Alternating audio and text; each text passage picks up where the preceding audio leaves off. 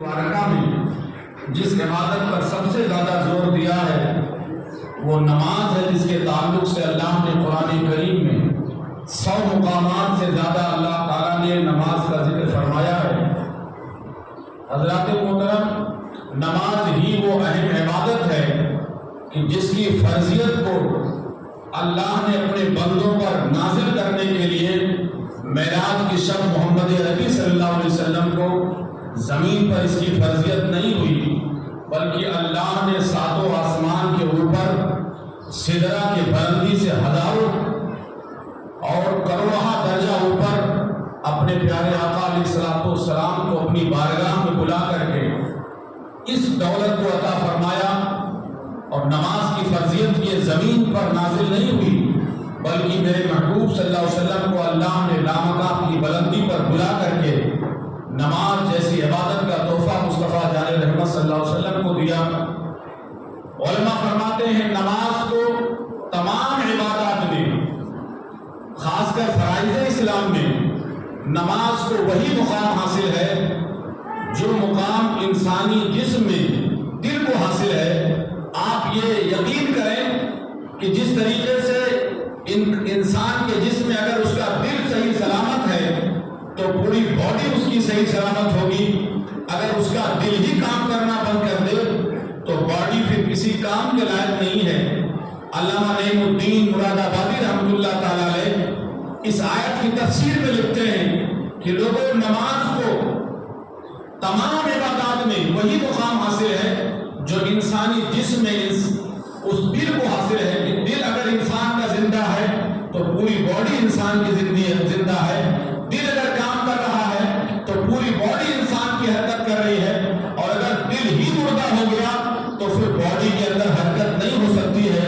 یہی مقام نماز کو اللہ تعالیٰ نے اور اس کے پیارے حبیب نے دیا ہے کہ ایک انسان تمام رکن اسلام کرتا رہے، تمام فرائض اسلام کرتا رہے، اگر اس کا نماز مکمل نہیں ہے تو تمام عبادات کے تعلق سے علماء فرماتے کوئی فائدہ نہیں ہے۔ جس انسان سے نے نماز کو مکمل نہ کیا، اس نے باقی اعمال کو کر کے گویا ان کی نیکیوں کو کمی کی۔ نماز میرے آقا علیہ الصلوۃ والسلام ارشاد فرماتے ہیں، من اقام الصلاۃ فقد اقام الدین ومن ترکها فقد هدم الدین۔ یہ میرے آقا ارشاد فرماتے ہیں، جس نے نماز کو قائم کیا اس نے دین کو قائم کیا، اور جس نے نماز کو چھوڑ دیا اس نے دین کے ستون کو ڈھا دیا اپنے ہاتھوں سے۔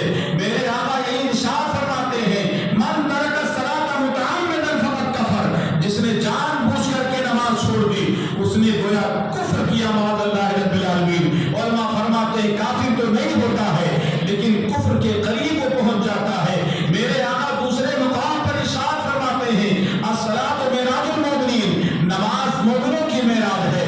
میرے آقا دوسرے مقام پر ارشاد فرماتے ہیں، قرۃ عین فی الصلاۃ، نماز میرے آنکھوں کی ٹھنڈک ہے۔ اللہ کے پیارے حبیب علیہ الصلوۃ والسلام فرماتے ہیں، مجھے دنیا کی 3 چیزیں بہت پسند ہیں۔ اب اللہ کے رسول کے صحابہ نے عرض کیا، یا رسول اللہ وہ دنیا کی 3 چیزیں کیا ہیں؟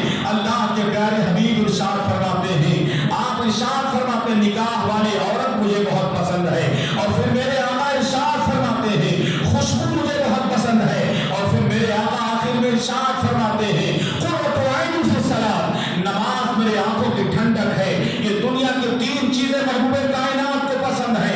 حضرات محترم، اللہ کے پیارے حبیب ارشاد فرماتے ہیں، نماز میرے آنکھوں کی ٹھنڈک ہے، نماز مومنین کی معراج ہے۔ نماز دنیا میں قائم کرنے والے جو یہاں بھی کامیاب ہوتے ہیں اور وہاں بھی کامیاب ہوں گے۔ نماز پرصراط پر گزرنے کے لیے آسانیاں پیدا کرنے والی عبادت ہے، نماز جہنم کو سرد کرنے والی عبادت ہے۔ نماز کے تعلق سے میرے آقا ارشاد فرماتے ہیں، جس نے ایک نماز بھی جان بوجھ کر کے چھوڑ دیا، میرا رب اسے 99 برس جہنم کی آگ میں ڈالے گا۔ اللہ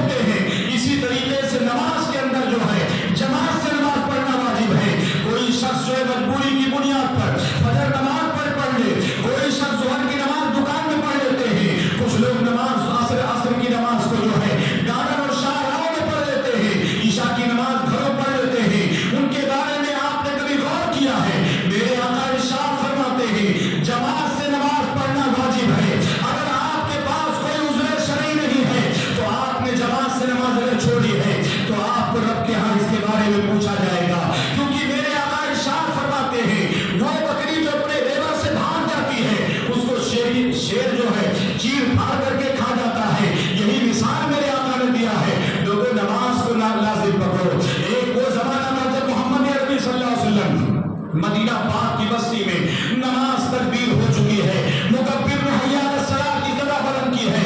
मुखबिर सादी सल्लल्लाहु अलैहि वसल्लम ने पीछे मुड़कर देखा, बहुत सारे लोगों को जमात के अंदर नहीं पाया।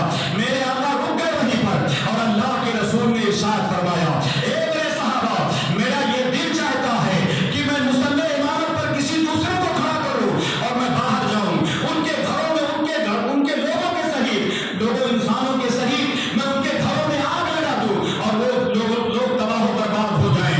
अल्लाह पर नबी फरमाते हैं, मैं चाहता हूं, ये अल्लाह के रसूल ने बेनमाजी के ताल्लुक से नहीं फरमाया है, बल्कि वो लोग जो जमात में हाजिर नहीं हुए हैं उनके ताल्लुक से हुजूर इरशाद फरमाते हैं, मैं चाहता हूं कि मुसल्ले पे किसी दूसरे को खड़ा करूं और जाऊं उनके घरों में आग लगा दूं। जो लोग घरों में नमाज पढ़ते हैं या जमात में जो लोग शामिल नहीं हुए हैं, अल्लाह अकबर, मेरे आका अलैहिस्सलाम ने जमात का इतना एहतमाम किया है। नबी के सहाबा ने नमाज बाजमात पढ़ने के लिए इतनी कोशिश की है, कौन नहीं जानता है। हजरत उमर बिन खत्ताब रज़ी अल्लाह तआला अन्हु, तारीख बताती है, तकबीर उला जिंदगी में एक बार फौत हुई थी, जमात से नमाज एक बार छूटी थी और आपने उसके फिदिये के अंदर इतने सदक़ात और आतियात गरीबों में आपने तक़सीम फरमाए थे, जिसके बारे में उलमा फरमाते हैं जिसकी कीमत 2 लाख दीनार होती है। आप दिल पर हाथ रखकर सोचो, उस इस्लाम के बदले जलील की नमाज नहीं छूटी थी, सिर्फ पहली तकबीर इमाम की तकबीर उला छूटी थी।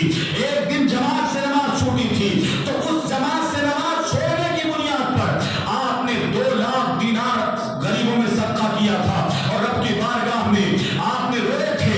और फिर मेरे आका अलैहिस्सलाम के सहाबा कहते हैं, हजरत उमर फारूक आज़म के जमाने में जब किसी की पहली तकबीर जो इमाम कहता तकबीर उला, अगर किसी की छूट जाती थी तो वो लोग 3 दिन तक गम मनाया करते थे।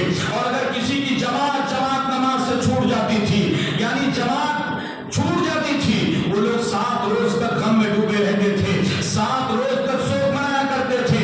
आज आप दिल पर हाथ रखकर सोचो, ये इनकी तकबीर छूट रही है, ये इनकी नमाज जमात से छूट रही है, तो ये लोग 7 दिन तक शोक मनाते थे, दुख में रहते थे। आज अफसोस, उम्मत मुस्लिमा पूरी नमाजों को छोड़ रही है, पूरे रोजों को छोड़ रही है, पूरे जमात छोड़ रही है। रमजान का महीना क्या गया, पूरी मस्जिदें वीरान हो गई, मुकब्बिरीन की हालत अलग हो गई। आज आलम ये हमारी मस्जिदें आज मरसिया खा हो गई। आज मस्जिदों के सफों में वही नमाजी हैं जो साल के 12 महीने रहते थे। आज मस्जिदों के सफों में वही नमाजी आ रहे हैं जो साल के 12 महीने में नमाज पढ़ते थे। हमारी निगाहें उन लोगों को नहीं देख रही हैं जो लोग यहाँ मस्जिदों में आकर के रमजान में झगड़े करते थे, सफों में नमाज पढ़ने के लिए। कहाँ गए वो लोग रसूलुल्लाह सल्लल्लाहु अलैहि वसल्लम के इस्लाम के दुश्मन, कहाँ गए वो नबी की तरीक़ा के दुश्मन जो लोग रमजान के महीने में आकर के झगड़े करते थे, हमें नमाज पढ़ने दिया जाए, हम 20 सफ में क्यों नहीं नमाज पढ़ सकते हैं। उनके लिए जरूरी है, उनको साल के 12 महीने नमाज फर्ज है। तुम्हें इस्लाम के कानून पर अमल करना होगा, वरना आज तुम्हारे मिटाने की, आज तुम्हारे बर्बाद होने की, आज हमें सफर असली से मिटाने के लिए आज हमारी दास्तानें पार्लियामेंट में लिखी जा रही है, आज हमारी शरीयत को खत्म करने के लिए आज हमारी दास्तानें मिंबर पार्लियामेंट के अंदर लिखी जा रही है। आज तुम्हें मिटाने के लिए आज हमारी दास्तानें और हमें तबाह बर्बाद करने के लिए आज जो खुफिया रूम के अंदर किया जा रहा है।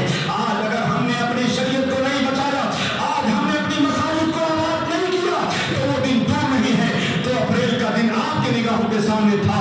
अभी 2 दिन पहले 2 अप्रैल का वो सियाह दिन गया जो वक्फ बोर्ड के अंदर जो है मुसलमानों के लिए वक्फ बोर्ड तरमीमी बिल पेश किया गया, जिसको इशू किया गया दुनिया के सामने।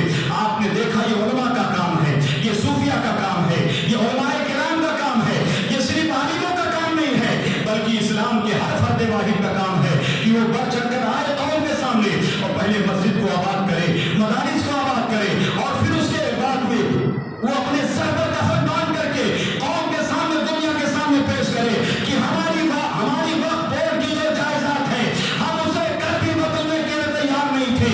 आज भी उसमें तरमीमी हम नहीं चाहते हैं।